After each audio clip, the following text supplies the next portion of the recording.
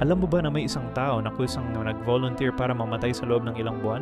Noong 1986, sumabog ang Chernobyl nuclear reactor. Ang radiation ay maaaring gawing hindi matirahang buong Europe. Si Alexander Yuvchenko ay isa sa 600,000 liquidators na ipinadala para linisin ang reactor core.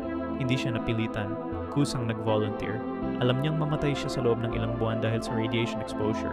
Sa kanyang huling interview, sinabi niya, "Kung hindi namin ginawa ito, ang buong kontinente ay maging patay na lupa. Ang mga liquidators ay pumasok sa reactor core na walang tamang protective gear. Ang radiation levels ay nakamamatay sa loob ng mga minuto.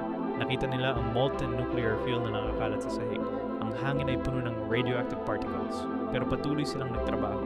Isa-isa silang namatay sa mga susunod na buwan. Cancer, organ failure, radiation sickness.